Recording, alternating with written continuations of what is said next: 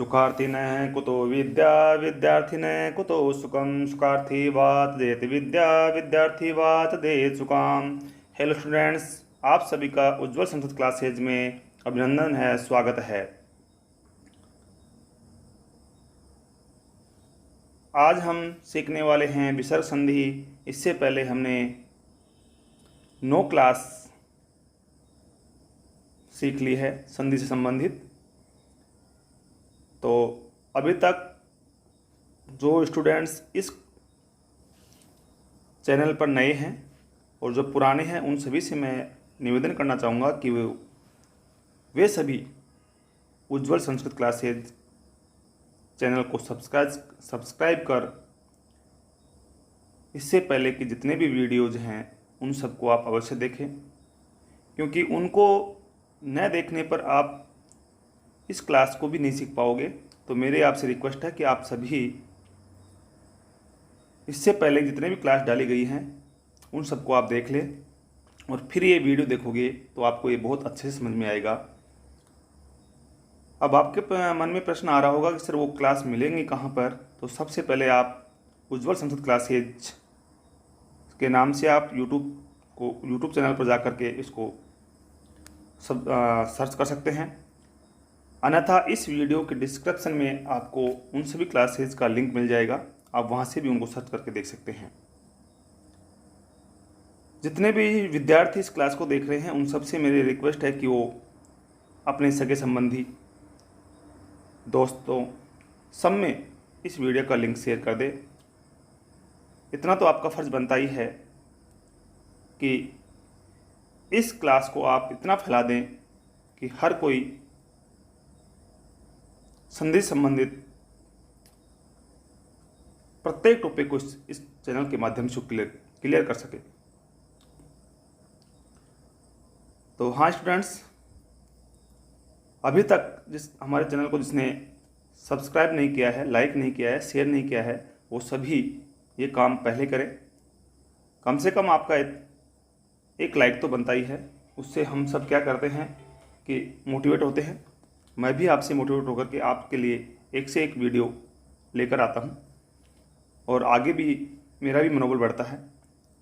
तो चलिए स्टूडेंट्स, अब लाइक करना ना भूलें, शेयर करना ना भूलें, और स्क्रीन यदि आपको साफ दिखाई नहीं दे रही है, क्लियर दिखाई नहीं दे रही है, तो आप 3 डॉट पे जाएं और वहाँ से अपने वीडियो की क्वालिटी बढ़ा करके आप उसे देखेंगे। 360 पिक्सल पर देखेंगे तो आपको ये स्पष्ट दिखाई देगा।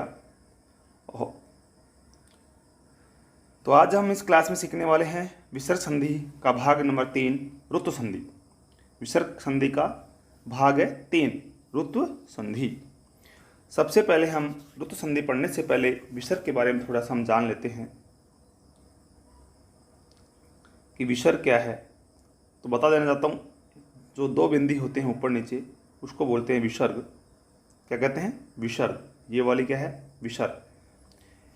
और विसर्ग संधि की परिभाषा हमने पढ़ ली है। इससे पहले विसर्ग संधि के 2 भाग हम पढ़ चुके हैं, सत्व संधि और उत्तु संधि। यानी विसर्ग संधि कहते किसे हैं? तो विसर्ग संधि का मतलब होता है विसर्ग के स्थान पर किसी भी प्रकार का परिवर्तन हो जाए, वो विसर्ग संधि कहलाती है। तो देखिए, यहाँ ऋतु से मतलब है संधि, विसर्ग के स्थान पर जो परिवर्तन हो रहा है उसी के अकॉर्डिंग यहाँ पर नाम रखा गया है। तो ऋतु संधि में हम क्या देखने वाले हैं? ऋतु संधि में हम समझने वाले हैं कि विसर्ग के स्थान पर आपको र दिखाई देगा, और र विसर्ग के स्थान पर र होने के कारण इसका नाम क्या है? ऋतु संधि है। तो देखिए, ऋतु संधि क्या है?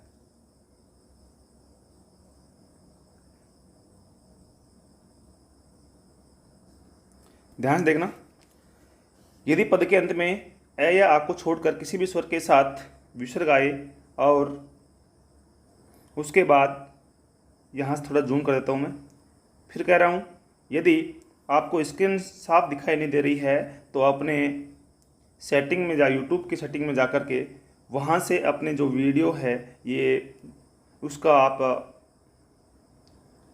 क्वालिटी को आप बढ़ा सकते हैं।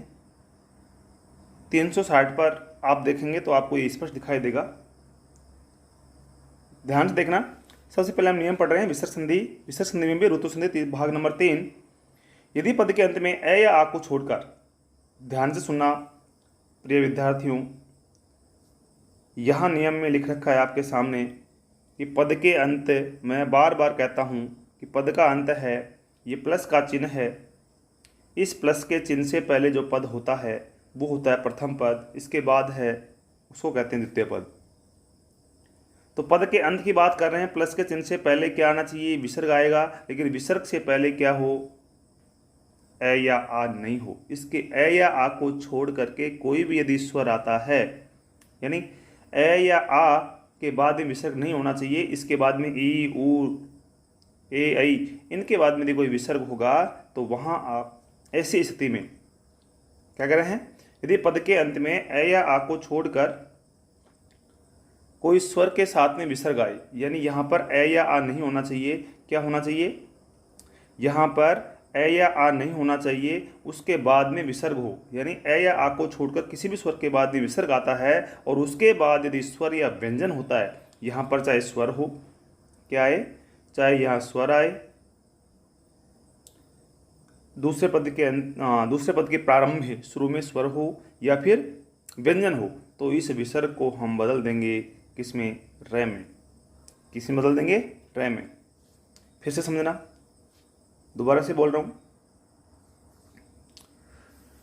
यदि पद के अंत में ए या आ को छोड़ करके, ए या आ का मतलब आपको समझ में आ गया होगा, यानी विसर्ग तो होना चाहिए पद के अंत में, क्या आना चाहिए, विसर्ग तो आना चाहिए, लेकिन विसर्ग कैसा होना चाहिए, ए या आ को छोड़कर, यानी इनके बाद में कोई विसर्ग नहीं होना चाहिए, ये नहीं होने चाहिए। इनके अलावा कोई भी यदि स्वर है, ए या आ को छोड़कर कोई भी स्वर है, उसके बाद यदि विसर्ग लगे हुए हैं और उसके बाद दूसरा पद यहाँ पर होगा, उससे प्रारंभ में या तो स्वर आएगा या फिर व्यंजन आएगा, तो वहाँ आपको ऋतु संधि कर देनी है। कहने का तात्पर्य यह है कि विसर्ग को आपको रे में बदल देना है, विसर्ग का रे हो जाएगा वहाँ पर। यही हमारा नियम कह रहा है। ध्यान देखना, यदि पद के अंत में ए या आ को छोड़कर किसी भी स्वर के साथ, ए या आ को छोड़कर किसी भी स्वर के साथ विसर्ग आए और उसके बाद स्वर या व्यंजन आए, तो विसर्ग के स्थान पर क्या कर देंगे, विसर्ग के स्थान पर रेफादेश हो जाता है। रेफ का मतलब होता है विसर्ग रे में बदल जाता है। नीचे लिखा हुआ है,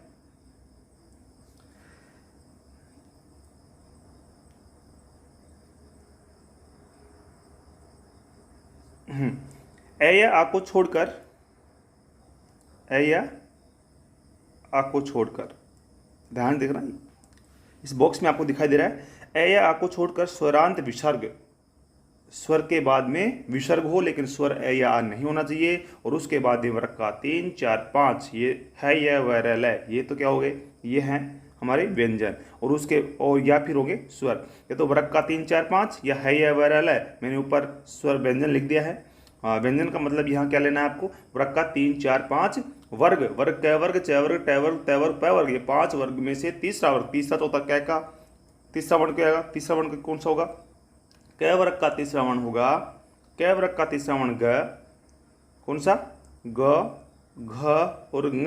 इसी प्रकार के च वर्ग का ज, झ, य, यानी तीसरा चौथा पांचवा अक्षर लेना है आएगा, या फिर है या वरल में से कोई वर्ण आएगा। यदि इनमें से भी नहीं है तो फिर कोई ना कोई स्वर आपको दिखाई देगा। ऐसी स्थिति में आपको वहाँ पर विसर्ग को बदल देना है रे में। उम्मीद करता हूँ कि आपको ये नियम अच्छे से समझ में आ गया होगा। आगे देखते हैं इसके एग्जाम्पल्स। देखिए एग्जाम्पल्स, मुनि ही धन इति, क्या दे रखा है, मुनि धन इति, मुनि धन इति।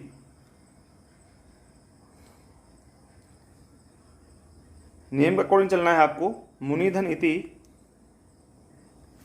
ध्यान देना, मुनि धन इति, थोड़ा सा जूम कर देता हूं ताकि आपको स्पष्ट दिखाई दे सके। मुनि धन इति, ये एग्जाम्पल आपके सामने है। कौन सा एग्जाम्पल है, मुनि धन इति। पहला पद मुनि है, दूसरा पद इति है, पहले पद के अंत में विसर्ग है, विसर्ग, लेकिन शर्त क्या थी नियम की? नियम हमने समझा है कि ए या आ को छोड़कर कोई भी स्वर आएगा तो वहां ए या आ के बाद में विसर्ग नहीं आना चाहिए। ए या वाक्य आ के बाद में विसर्ग नहीं आना। तो देखिए यहाँ पर मुनि, मुनि में ए या आ नहीं है, प्रथम पद है मुनि, मुनि के अंत में ई आ रहा है। क्या आ रहा है? नी में ई, ध्यान से देखना, क्या आ रहा है? ई आ रहा है, और ई के बाद ही विसर्ग लग रहा है। मुनि में ई कहाँ है? मुनि में जो नी है, नी में छोटी ई है और उसके बाद ही विसर्ग लगा हुआ है, और आगे कोई ना कोई स्वर आपको दिखाई देगा या कोई व्यंजन दिखाई देगा। तो यहाँ पर ई आ रहा है, इसका मतलब ये ऋतु संधि का नियम के अकॉर्डिंग ये उदाहरण हमें दिखाई दे रहा है। तो मुनि धन इति, मुनि में प्रथम पद मुनि, मुनि धन इति, ये दो पद है, पहला पद मुनि है और मुनि पहले पद के अंत में ए या आ को छोड़कर कोई किसी स्वर के बाद में विसर्ग आ रहा है और विसर्ग के बाद में दूसरे पद में व्यंजन आ रहा है। इसका मतलब है यहाँ पर ऋतु संधि का नियम लग रहा है। तो मुनि में जो विसर्ग है उस विसर्ग को आपको रे में बदल देना है। कौन सी रे में बदल देना है? उस विसर्ग को आपको रे में बदल देना है। तो मुनि रूप बनेगा मुनि ही। क्या रूप बनेगा? मुनि ही। लिख रहा हूँ मैं यहाँ पर मुनि ही, मुनि। ये हो गया रे, आधा रे, विसर्ग को रे में बदल दिया। आगे ई है तो ई की मात्रा इस पर लग जाएगी और रूप बनेगा मुनि रीति। क्या रूप बन जाएगा? मुनि रीति। इसी प्रकार से भानुधन असौ, भानुधन असौ, भानुधन असौ, भानु में पहला, भानुधन असौ में पहला पद भानु और उसके अंत में उकारांत विसर्ग है, न कि एकारांत या आकारांत। नियम हमारा यही कह रहा है कि आकारांत और आकारांत विसर्ग नहीं होनी चाहिए, उसको छोड़ करके कोई भी स्वर के बाद में विसर्ग आ जाएगा और उसके बाद में स्वर आएगा या फिर व्यंजन आएगा, तो वहां आपको विसर्ग को रे में बदल देना है। तो भानु में ऊ के बाद में विसर्ग और आगे स्वर भी आ रहा है, इसका मतलब ये ऋतु संधि का एग्जाम्पल है। तो यहाँ पर भानु में जो विसर्ग लगा हुआ है उसके स्थान पर आपको करना है क्या? रे। तो रूप बनेगा भानु रे। रे आधा है ये। अब जो दूसरे पद में जो ए है वो रे में मिल जाएगा, तो रे पूरा हो जाएगा और आगे लिखा हुआ सौ, तो भानु रसौ रूप बन जाएगा। साथ के साथ में आप इन्हें अपने नोटबुक में नोट करते जाइए, क्योंकि ये एग्जाम्पल जो मैं बता रहा हूँ ये इसमें लिखे हुए नहीं है। तो आप वीडियो को जूम कर ले और जूम करके आप इसको लिख ले साथ में।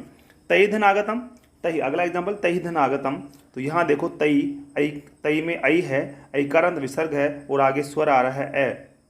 तो कहने का मतलब तई ही, ऐसे कैसे? और विसर्ग है, तई के आगे रे, और विसर्ग को बदल देंगे रे में, आगतम का आ इसमें मिला देंगे तो तैरा गतम रूप बन जाएगा। क्या रूप बन जाएगा? तैरा गतम। ठीक है। तो मुनिधनितम इति मुनिरिति, भानुधन असौ, भानुरसौ, तैधन आगतम, तैरागतम रूप बनेगा। इसी प्रकार से आपके सामने एक अगला एग्जाम्पल है धेनुधन गच्छति, धेनुधन गच्छति। तीन एग्जाम्पल हमने अभी देखे, तीन उदाहरण हमने ऋतु संधि के पढ़े, वो तीनों सेम थे। अब थोड़ा सा ये डिफरेंट है, तो देखिएगा इसको। विद्यार्थी एक ही चीज़ को यदि आप ध्यान से समझोगे तो मैं कहता हूँ कि आपको संधि में कोई समस्या नहीं आने वाली है। और ये वीडियो कक्षा 10 के बोर्ड एग्जाम देने वाले विद्यार्थियों के लिए एक रामबाण साबित होने वाला है, क्योंकि जितने भी क्लास मैंने ली हैं वो कक्षा 10 के पाठ्यक्रम को मद्देनजर रखते हुए क्लासें बनाई गई हैं। तो आप उन सबको अच्छे से देखें। धेनुधन गच्छति, अगला एग्जाम्पल है धेनु। धेनु में उकारांत विसर्ग है तो इसको बदल देंगे रे में और आगे है गच्छति। क्या है? गच्छति। अब ध्यान देना, यहाँ पर अब से पहले हमने तीन एग्जाम्पल पढ़े, उनमें तो आगे स्वर था तो स्वर हमेशा व्यंजन में मिल जाता है, लेकिन यहाँ रे के बाद में क्या है? रे के बाद में स्वर नहीं है, तो जो ये रे है ये किसके ऊपर चला जाएगा? ग के ऊपर, और रूप बनेगा धेनुर गच्छति, धेनुर गच्छति। क्या रूप बनेगा? धेनुर गच्छति। ठीक है। अगला एग्जाम्पल देखते हैं हम। एतई धन बक्षतम, एतई धन बक्षतम, एतैर बक्षतम रूप बनेगा एतैर बक्षतम। क्या रूप बनेगा? एतैर बक्षतम। एतैर बक्षतम का देखिए यहाँ ऐकारांत विसर्ग है एतही, और विसर्ग को कर देंगे हम रे और भक्षतम सब जोड़ देंगे आगे, तो रूप बन जाएगा एतैर भक्षतम।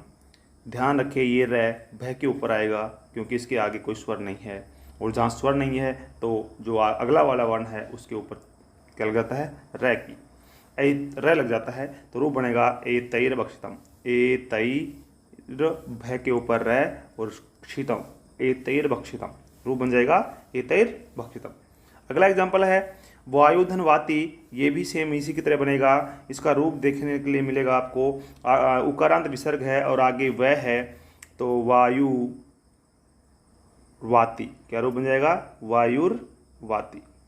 अगला है गुरोहो धन भाषणम। गुरोहो धन भाषणम, तो यहाँ देखिए आप गुरो में ओकारांत विसर्ग है, बह के ऊपर रै लगा देंगे, यानी विसर्ग को रै में बदल दिया और रूप बन गया गुरोर भाषणम। क्या रूप बन गया, गुरोर भाषणम। रवे धन गच्छति, अगला एग्जाम्पल है रवे धन गच्छति, तो इसका रूप बनेगा रवे, क्या रूप बनेगा, रवे और गति, रै गै के ऊपर रूप हो जाएगा रवेर गति।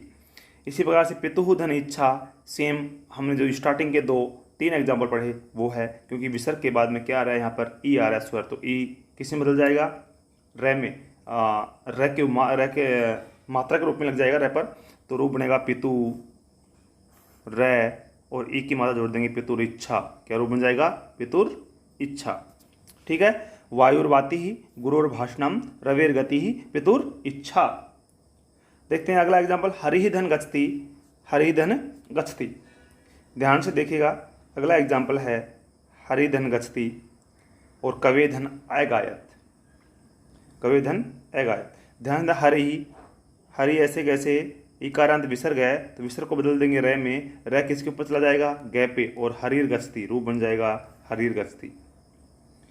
कवे धन अगायत, अगला एग्जाम्पल है कवे धन अगायत, तो इसका रूप बनेगा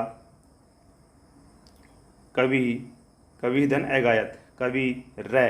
अब रै, ध्यान देना, आगे रै के बाद में क्या आ रहा है, विसर्ग के बाद में ए आ रहा है, तो रै में विसर्ग को क्या किस में बदला हमने, रै में बदल दिया, और आगे ए है, ए को इसमें जोड़ देंगे तो रै पूरा हो जाएगा, और गायत शब्द इसे कैसे जोड़ देंगे, तो कबीर गायत, क्या रूप बन जाएगा, कबीर गायत।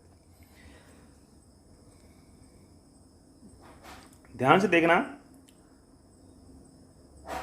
ये एक नियम यानी ऋतु संधि का पहला नियम हमने अच्छे से कर लिया है।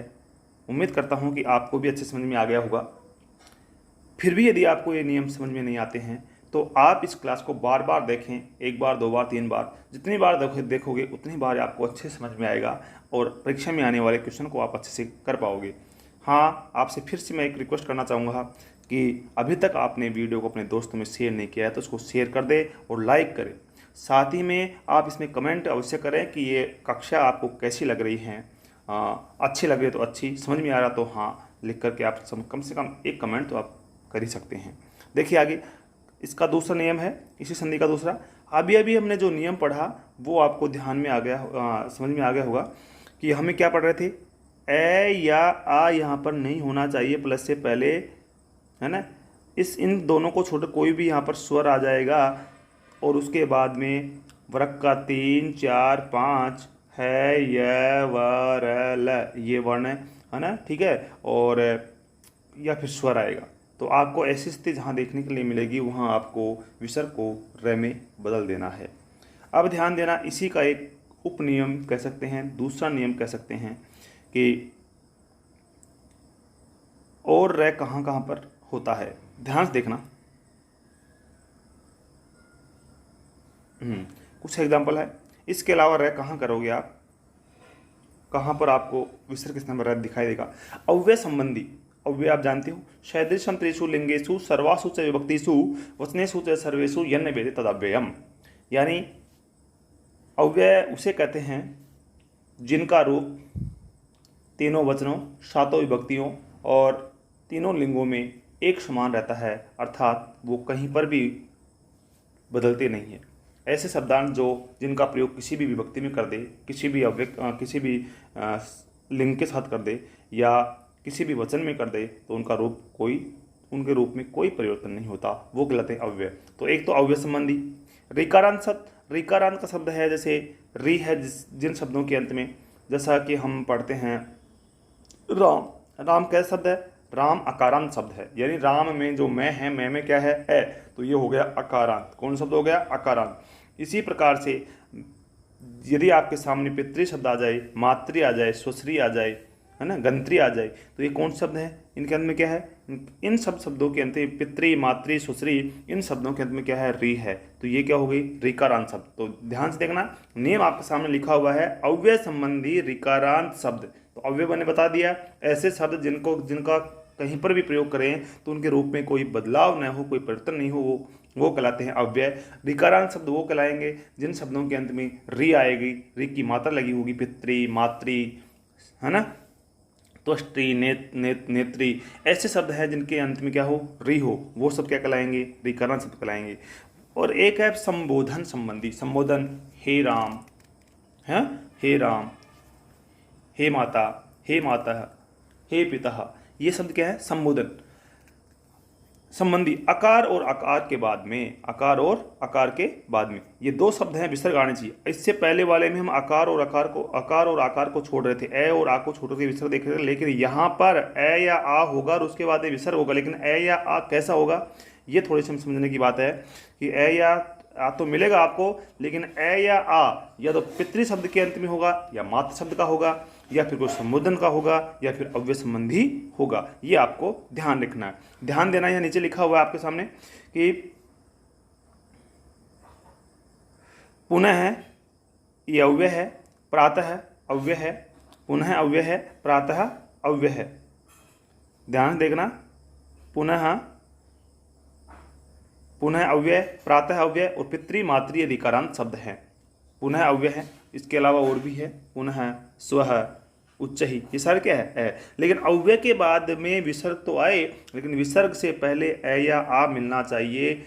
ऋकारांत शब्द के बाद में विसर्ग तो आएगा, लेकिन वो संबोधन का होगा या फिर ऋकारांत शब्द होंगे।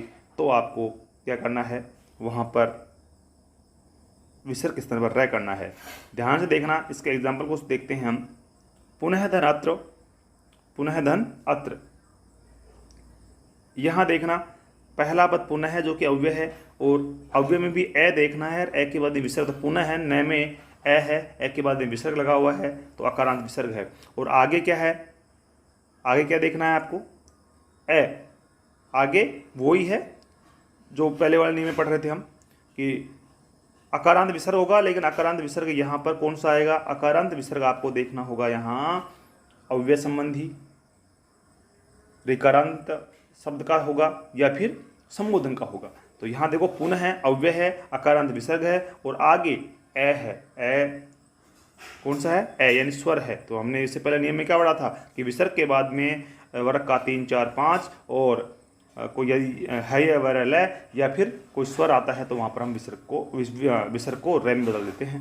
तो यहाँ क्या लिखा है? पुनः है। पुनः में क्या लिखा है?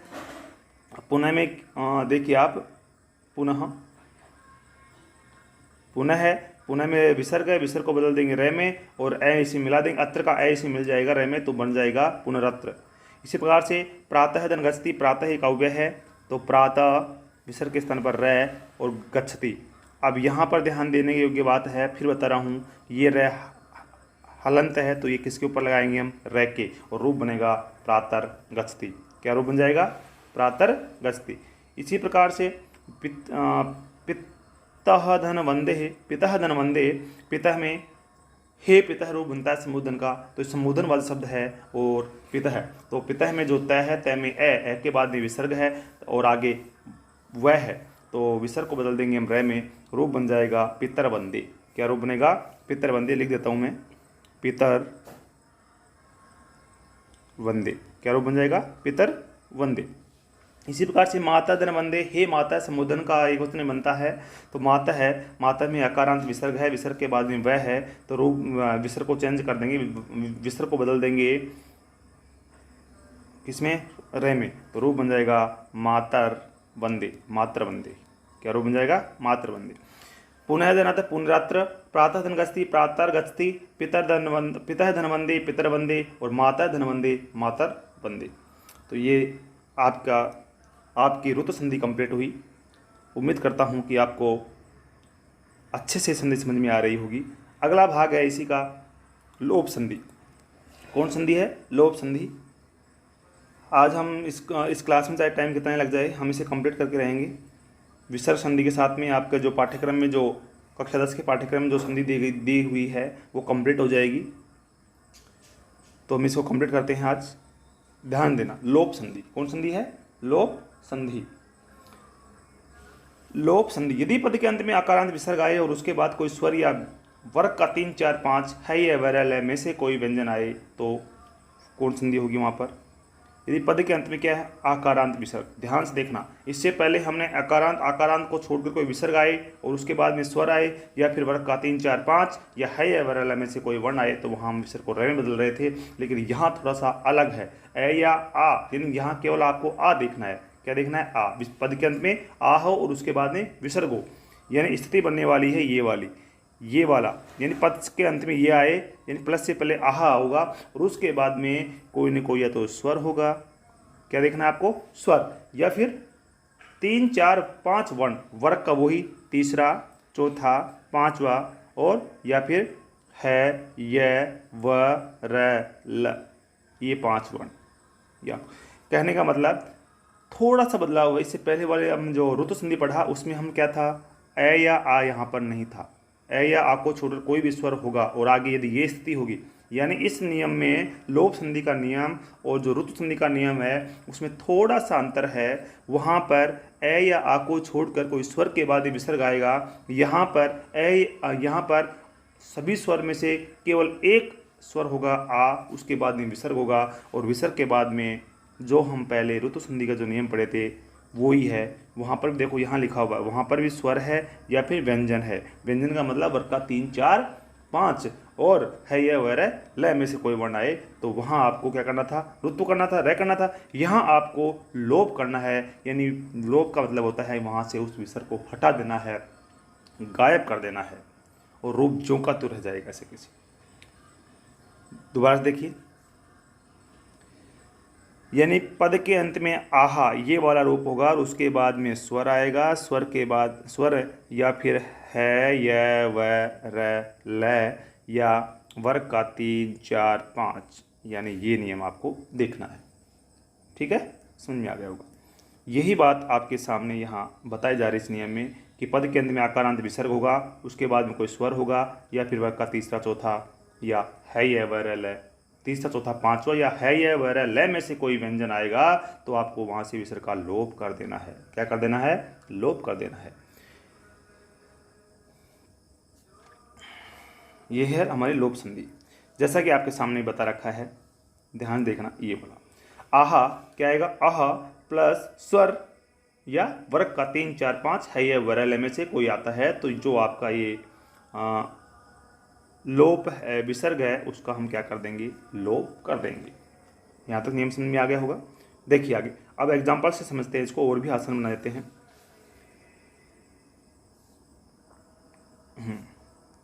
ओके, बस आप तो देखते जाइए कंटिन्यू, और काम बाकी काम करना मेरा काम है। बिल्कुल बिल्कुल प्रश्न इन्हीं में से आएगा, कोई कहीं से बाहर नहीं जाने वाला। माध्यमिक शिक्षा बोर्ड इसी में छापेगा बिल्कुल। ध्यान देखना, थोड़ा सा जूम करता हूँ, ये नियम आपके सामने है, ये देखिए। ओके, हो गई बात। ध्यान देखना, पहला एग्जाम्पल है बालाधन अत्र। बालाधन अत्र, बाला में आ है, आ के बाद में विसर्ग है और विसर्ग के बाद में कोई स्वर आ रहा है। यही तुम्हारा नियम है, ऊपर लिखा हुआ है, ये देखो यहाँ पर आए, आ के बाद में स्वर आए या वर्ग का 3, 4, 5 तो वहां से विसर्ग का लोप करेंगे। तो यही है, आ रहा है यहाँ पर बाला में आहा और फिर ए आ रहा है, स्वर आ रहा है, तो इसको यहाँ से हटा देंगे, यानी इसको गायब कर देंगे, इसका लोप कर देंगे। आपको जैसे याद रहे वैसे गायब कर दो, हटा दो वहाँ से इसको, विसर्ग को, तो रूप बन जाएगा बाला अत्र। देखो हटा दिया ना विसर्ग को, कुछ नहीं करना है यहाँ पर, कोई बदलाव नहीं करना। विसर्ग को किसी में नहीं बदलना, विसर्ग को केवल वहाँ से गायब कर देना, हटा देना है। अगला एग्जाम्पल, लताधन एधन्ते। लता, लता में आकारांत विसर्ग है, आगे स्वर आ रहा है तो लता में जो विसर्ग लगा हुआ है वो हट जाएगा और रूप बन जाएगा लता एधन्ते। तहाधन गच्छन्ति, तह में आकारांत विसर्ग है, आगे ग है, यानी वर्ग का तीसरा अक्षर है, तो यहाँ से आपको जो विसर्ग है ता में उसको हटा करके आपको रूप बनाना है ता गच्छन्ति। ता गच्छन्ति। गच्छन्ति लिखा हुआ है, इसको आप यहाँ से हटा दें, ये नहीं है, अनुस्वार नहीं लगा हुआ है। वृद्धा धन यान्ति, वृद्धा में आकारांत विसर्ग है और आगे यह है जो कि हमारे नियम के अनुसार है। तो वृद्धा में जो विसर्ग है उसको हटा देंगे, उसका लोप कर देंगे और रूप बन जाएगा आपका वृद्धा यान्ति। क्या रूप बन जाएगा? वृद्धा यान्ति। अगला है बालाधन हसन्ति। बाला में जो रूप दे रखा है बालाह और प्रथम पद में बालाह, प्रथम पद में बाला में आकारांत के बाद में विसर्ग और उसके बाद दूसरा पद है हसन्ति में है।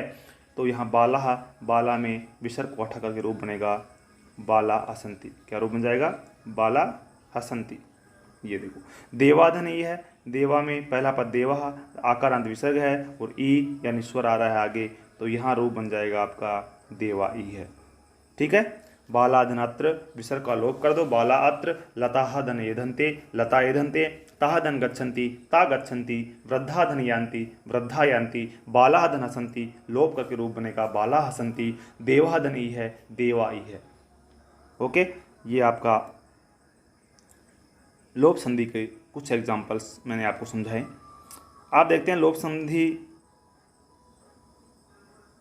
का दूसरा नियम देख लेते हैं हम। इसी के साथ में हमारी क्लास को हम कंप्लीट करने वाले हैं।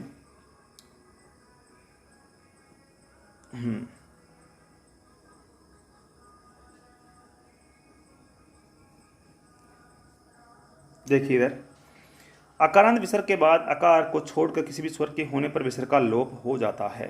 विसर्ग का लोप हो जाता है। एक तो आ का अभी हमने जो नियम पढ़ा वो तो क्या था? आ। अभी हमने पढ़ा था आ पढ़ रहे हम अकारांत, अकार को छोड़कर, यानी यहाँ पर ए नहीं होना चाहिए, उसके बाद में क्या आना चाहिए? ए को छोड़कर किसी भी स्वर के होने पर, ए को छोड़कर किसी भी स्वर को होने पर अकारांत विसर्ग, यानी इसका मतलब ये हुआ, देखो ये लिखा हुआ है आपके सामने, यहाँ से देखिए आप, ये रहा, दिख रहा है। ऊपर वाले को रटने की अवस्था नहीं है, आपको नीचे वाले को देखना है। मैं बोल रहा हूँ उसको एक एक शब्द को सुनना है, उसके अकॉर्डिंग आपको कार्य करना है। तो मैं समझता हूँ कि आपको इस संधि में कोई भी समस्या नहीं आने वाली है। तो अह धन अकार अह, यानी पहले पद के अंत में अह होगा, उसके बाद में ए को छोड़कर ए नहीं होना चाहिए, यानी यहाँ दूसरे पद के प्रारंभ में ए नहीं होना चाहिए। इसके अलावा कोई भी यदि स्वर है तो आपको वहाँ से विसर्ग का लोप कर देना है। एग्जाम्पल के माध्यम से इसको समझने का प्रयास करते हैं। ध्यान से देखना एग्जाम्पल्स क्या है। रामधन आगच्छति, रामधन आगच्छति, रूप बन रहा है रामधन आगच्छति।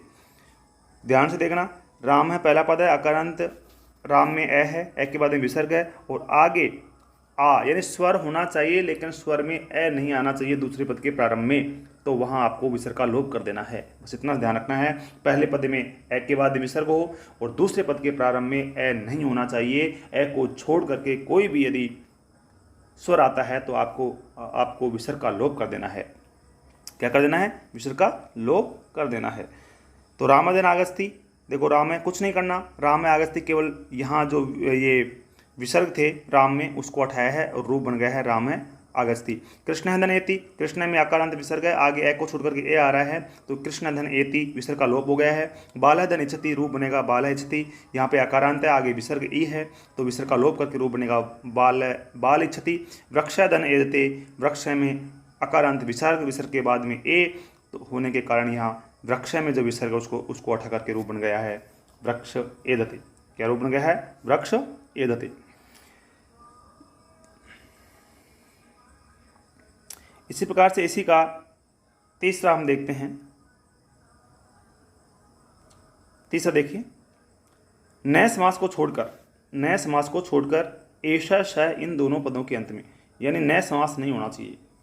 अब समास को आप भूल जाइए, थोड़ी देर समास से कोई मतलब नहीं रखना आपको, इसको थोड़ी देर के लिए भूल जाओ आप। क्या ध्यान रखना है? ऐशः और शह, ऐशः और शह, दो शब्द आपको ध्यान रखना है। दोनों पदों के बाद यदि अकारांत विसर्ग को छोड़ करके, ऐसे पद हैं दो, ऐशः और शह, ऐसे यानी यह है, स यानी वह है, दोनों तत्शब्द, एक तत् से बनता है ऐसा और एक तत् से बनता है शह। तो ऐसा और शह ये दोनों शब्द होंगे पहले पद में तो, और दूसरे पद में आकार को छोड़ करके किसी भी वर्ण के होने पर, कोई भी वर्ण हो, चाहे स्वर हो चाहे व्यंजन हो, क्या होना चाहिए? ए नहीं होना चाहिए, लेकिन और कोई भी वर्ण आ जाए तो वहाँ आपको एक लोप कर देना है। क्या कर देना है, लोप। जैसा कि ये नियम देखो आपके सामने ये लिखा हुआ है। एष है या से आएगा पहले पद में, और दूसरे पद में ए को छोड़कर, ए नहीं होना चाहिए, अन्य वर्ण, ए को छोड़कर कोई भी वर्ण आता है तो वहां आपको क्या कर देना है, वहां आपको लोप कर देना है, विसर्ग का लोप कर देना है। ओके, चलो ठीक है, समझ में आ रहा है, बहुत अच्छी बात है। बस इसी तरह से आप पढ़ते जाइए और सीखते जाइए। ऐसा धन इच्छति, नियम क्या था, ऐसा आ जाए, इसमें ऐसा आ रहा है, इसमें ऐसा आ रहा है, इसमें ऐसा आ रहा है, इसमें सब में ऐसा आ रहा है, और आगे देखो ए नहीं होना चाहिए। तो किसी भी इच्छति में ये ए नहीं है, गस्ती में ए नहीं है, विष्णु में ए नहीं है, ददाती में ए नहीं है, तो इन सब एग्जाम्पल्स में इसका लोप हो जाएगा और रूप बनेगा आपके सामने एष है इच्छति, एष है गच्छति, एष है विष्णु को एष है विष्णु, एष है ददाती को एष ददाती। इसी प्रकार से अगले एग्जाम्पल्स की ओर हम रुक कर लेते हैं। श क्या है, श है आगच्छति, ए नहीं होना चाहिए था, श आ रहा है, श के बाद में आ नहीं होना चाहिए, क्या नहीं होना चाहिए, आ नहीं होना चाहिए। यानी ऐसा और स ऐसे शब्द हैं, इनके साथ में विसर्ग होगा, और विसर्ग के बाद में यदि ए नहीं होगा तो आपको वहां पर लोप कर देना है। तो ध्यान देना, श आगे आ, तत्र में त और शंभु में श, इसका मतलब ए नहीं हो रहा है, नहीं आ रहा है दूसरे पद में, तो यहाँ पर आप सभी को क्या करना है, विसर्ग का लोप करके लिख देना है जैसा शब्द है। श धन आगच्छति, बस केवल श के आगे जो विसर्ग लगा है उसको हटा देना है और श आगच्छति रूप को बना देना है। क्या बना देना है, श आगच्छति, श आगच्छति रूप बनेगा इसका, और श आगच्छति, और इसका बनेगा श तत्र, श शंभु का श शंभु। क्लियर। चलो अगला नियम है, स्वरांत विसर्ग के बाद रेफ र होने पर, रेफ होने के बाद विसर्ग के बाद में क्या है, र आ जाए। नियम ये कह रहा है, अगला नियम है कि क्या है, स्वरांत विसर्ग, कोई भी स्वर हो, कोई भी स्वर, स्वरांत विसर्ग यानी पहले पद के अंत में स्वर हो, स्वर के बाद में विसर्ग हो, क्या हो, स्वर है और स्वर के बाद में विसर्ग है, और उसके बाद में यदि र आ रहा है, र आ रहा है तो आप उस विसर्ग को र में बदल देंगे और उससे पहले वाला जो वर्ण है उसको आप दीर्घ करके लिख देंगे। दीर्घ का मतलब छोटी ई है, जैसे ई आ गया ये, और इसके बाद में ये आ रहा है, ठीक है, और आगे र आ रहा है, तो इसको तो बदल देंगे हम र में, तो दो र हो गया हमारा र, ठीक है, और इस ई को हम बदल देंगे बड़ी ई में, ठीक है। अब एक एग्जांपल से समझते हैं हम इसको, ध्यान से देखना, एग्जांपल्स यहाँ दे रहा हूँ मैं, एग्जांपल बता रहा हूँ, उदाहरण जैसे हम बात करते हैं, जैसे कि ध्यान देखना, एक हमारे पास में कवि और कवि रचयति, क्या रूप लिखा है, कवि रचयति। ध्यान से देखना, यहाँ विसर्ग है। अब नियम क्या कह रहे हैं, विसर्ग हो, स्वर के बाद में विसर्ग आए, विसर्ग के बाद में र भी आ रहा है, शर्त लग रही है। इसका मतलब यहाँ लोप संधि तो है, लेकिन लोप संधि भी 4 प्रकार की बता दी मैंने आपको। तो कवि धन रचयति, एक ही संधि को पढ़ोगे ना, दोबारा से देखोगे वीडियो को तो अच्छे समझ में आ जाएगी। कवि धन रचयति, केवल वर्णों को ध्यान में रखना और कुछ नहीं करना, लोप करना है, कोई बदलाव, कोई दूसरा कोई बदलाव, आपको अन्य कोई बदलाव करना नहीं, केवल लोप हटाना है, वहाँ विसर्ग को हटाना है। तो कवि धन रचयति, इसमें पहले पद के अंदर विसर्ग देखना है, विसर्ग कैसा हो, स्वरांत विसर्ग हो, उसके बाद में र देखना है। ऐसी स्थिति जहाँ पर बनेगी विसर्ग प्लस र, तो आपको विसर्ग से पहले जो स्वर है उसको आपको दीर्घ कर देना है। तो देखो यहाँ पर दीर्घ क्या करेंगे, कवि, ये तो हो गया दीर्घ, ई को बड़ी ई में बदल दिया, और जो विसर्ग है विसर्ग को बदल देना है र में, और आगे क्या लिखा है, कबीर रचयति, ऐसे कैसे लिख देना, कबीर रचयति, किसे बदलना है, नहीं, विसर्ग का लोप करना है, विसर्ग का लोप, तो आई एम सॉरी, थोड़ा सा मैंने मिस्टेक, इट्स माय मिस्टेक। दोबारा से देखना, एक बार इसको दोबारा देखेंगे हम, देखो एक बार फटाफट देखो, कवि, समझा नहीं, मैंने गलत कर दी आपको, थोड़ा सा गलत बता दिया, फिर से बता रहा हूँ, दोबारा देखना, वहाँ आपको र नहीं करना, क्योंकि लोप संधि पढ़ रहे हैं ना हम, लोप संधि में र थोड़ी होगा, लोप ही होगा यहाँ पर। तो आपको विसर्ग देखना है, विसर्ग के बाद में र देखना है, तो विसर्ग से पहले जो स्वर है उसको बड़ा बना दो, और विसर्ग का लोप कर दो और अगला वाला रूप ऐसे कैसे लिख दो, अगले वाला दूसरा पद ऐसे कैसे, कवि रचयति रूप बन जाएगा।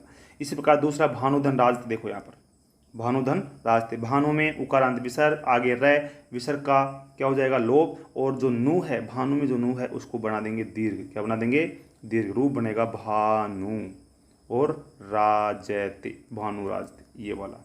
अगला है पुनर्धन रमते, पुनर्धन रमते, पुनः में अकारांत विसर्ग, आगे रै, विसर्ग का लोप करेंगे, एक को दीर्घ, एक का दीर्घ बन जाएगा आ, रूप बन जाएगा पुनाधन रमते, क्या रूप बनेगा पुनाधन रमते।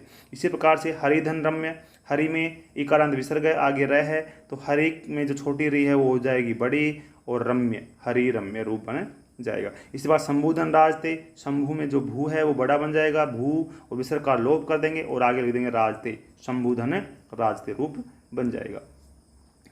अगला एग्जाम्पल है निहधन रज है, निहधन रज, नी में छोटी नी है उसको बड़ा बना देंगे नी और विसर्ग को हटा देंगे और रज नीरज रूप बन जाएगा इसका। इस बार निधन रस है, छोटी नी है, नी को बदल देंगे हम बड़ी नी में, बड़ी नी हो जाएगी और आगे र है, विसर्ग र से पहले विसर्ग है, विसर्ग को लोप करके रजा शब्द लिख देंगे तो नीरस रूप बन जाएगा, कौन सा बन जाएगा नीरस।